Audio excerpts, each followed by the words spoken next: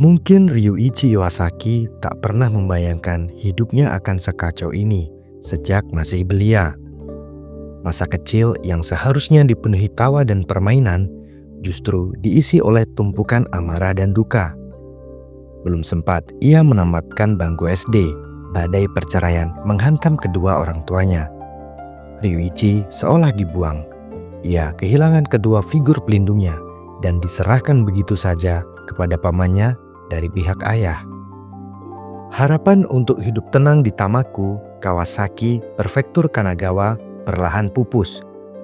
Kenyataan tak seindah bayangan. Di rumah itu, ia harus berhadapan dengan neneknya yang sangat temperamental. Seorang wanita yang tak segan membentak bahkan memukul Ryuichi di hadapan publik. Sifat keras itu ternyata menurun pada sang paman. Pria itu kerap memperlakukan Ryuichi atas kesalahan-kesalahan kecilnya. Hal yang paling melukai batin Ryuichi adalah diskriminasi yang ia terima. Sang paman secara terang-terangan mengistimewakan anak kandungnya, sementara Ryuichi hanya dianggap sebagai beban yang menumpang hidup. Saat kedua sepupunya mengenyam pendidikan di sekolah swasta elit, SD Caritas, Ryuichi hanya dikirim ke SD negeri dengan seragam yang kumal dan penuh tambalan. Bahkan dalam hal sepele seperti potong rambut, Ryuichi dilarang memilih. Pamannya selalu memerintahkan tukang cukur untuk memangkas habis rambutnya hingga botak demi menghemat biaya. Di sekolah, Ryuichi tumbuh menjadi sosok yang terisolasi, sulit bergaul dan tertatih dalam pelajaran. Ia menjadi anak yang penuh kebencian, gemar meludahi murid lain, bahkan pernah melukai teman kelasnya dengan tusukan pensil. "Aku benci guru," ketusnya dengan tatapan tajam. Sikap antisosial ini membuat teman-temannya menjauh hingga ia tak memiliki satupun kawan bicara. Satu-satunya cahaya dalam masa sekolahnya hanyalah saat ia dipercaya menjadi pelari estafet di kelas 6 SD. Kondisi mentalnya kian merosot saat SMP. Di kelas 3, ia sempat membuat kegaduhan dengan bergelantungan di tembok sekolah, meneriaki gurunya, dan mengancam akan mengakhiri hidup. Alih-alih melanjutkan ke SMA, Ryuichi hanya mengambil kursus keahlian selama 2 tahun. Namun sifatnya tak berubah. Ia tetap keras kepala, penuh amarah, dan selalu memicu perdebatan tanpa mau mengalah. Setitik harapan muncul saat ia mulai bekerja di sebuah bar atau klub di kota Michida setelah lulus kursus pada Maret 1985. Di sana, ia menemukan bakat sebagai pemain mahjong yang handal. Untuk pertama kalinya, Ryuichi merasa memiliki dunia, teman, dan kemandirian finansial. Sayangnya, masa bahagia itu singkat. Saat klub tersebut ditutup dan dirobohkan, hancur pula semangat hidup Ryuichi. Kehilangan pekerjaan berarti kehilangan status sosial. Ia terpaksa kembali menumpang di rumah pamannya di Kawasaki. Sejak saat itulah, Ryuichi bertransformasi menjadi seorang hikikomori. Ia mengurung diri secara ekstrim, memutus tali silaturahmi dengan dunia luar. Hari-harinya hanya diisi dengan televisi, video game, tidur, dan makan tanpa internet maupun ponsel. Paman dan bibinya yang menua hanya bisa meletakkan piring makanan di depan pintu kamarnya. Pola hidup menyedihkan ini berlangsung puluhan tahun hingga ia menginjak usia 51 tahun. Pada tahun 2017, paman dan bibinya yang sudah berusia 80-an mencoba mencari bantuan ke pemerintah kota.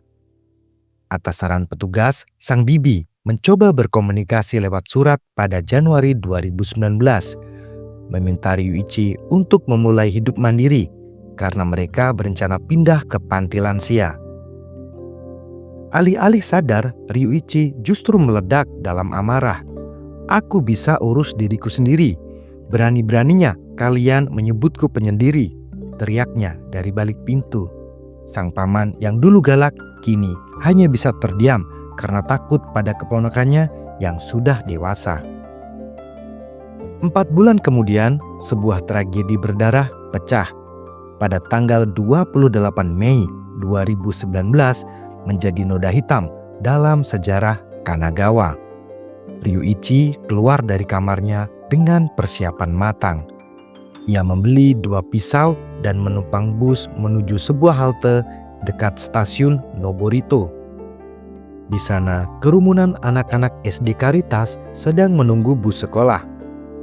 Pukul 7.45 pagi, ia menghunuskan pisau secara membabi buta. 2 nyawa melayang. Seorang siswi berusia 11 tahun bernama Hanako Kuribayashi dan seorang pejabat negara bernama Satoshi Oyama. Sementara 18 orang lainnya luka-luka. Ryuichi kemudian mengakhiri aksinya dengan menusuk lehernya sendiri dan meninggal di rumah sakit.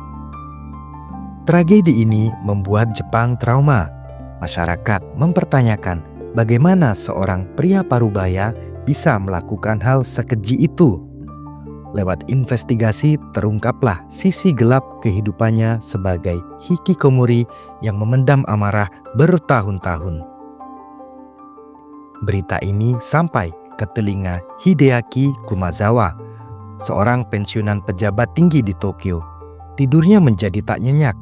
Ia didera kecemasan luar biasa karena anaknya sendiri, Ichiro, juga seorang hikikomori. Hideaki bukanlah orang biasa. Ia adalah mantan wakil menteri dan mantan duta besar untuk Ceko.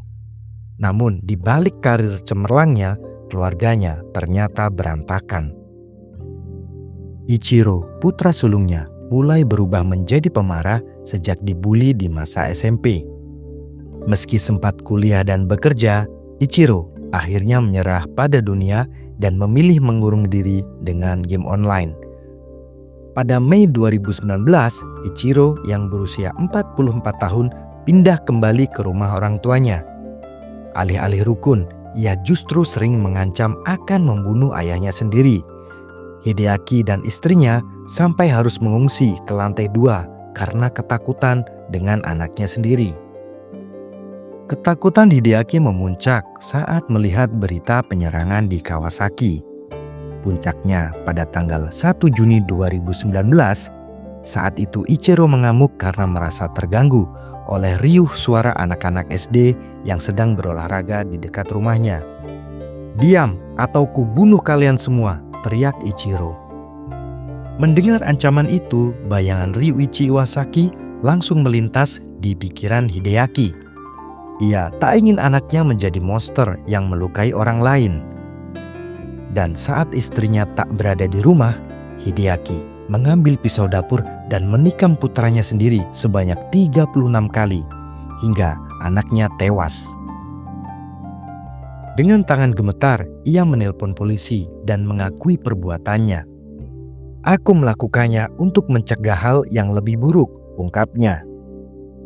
Kasus ini memicu perdebatan nasional. Banyak yang bertanya, mengapa pria terpelajar seperti Hideaki tidak mencari bantuan profesional. Akibat perbuatannya itu, ia dijatuhi hukuman 6 tahun penjara. Tragedi ini juga mengungkapkan data mencengangkan bahwa ada sekitar 1,2 juta hikikomori di Jepang. Banyak di antaranya adalah kaum parubaya yang merasa gagal dan malu pada hidupnya. Bagi Hideaki, Ichiro adalah duri dalam daging yang telah menghancurkan keluarganya. Sebelumnya, anak perempuannya mengakhiri hidup karena depresi setelah diceraikan suaminya yang malu memiliki ipar seperti Ichiro. Setelah kehilangan anak perempuannya, istri Hideaki pun sempat mencoba melakukan hal yang sama. Dan akhirnya, Hideaki, sang ayah, memilih mencabut duri itu dengan tangannya sendiri.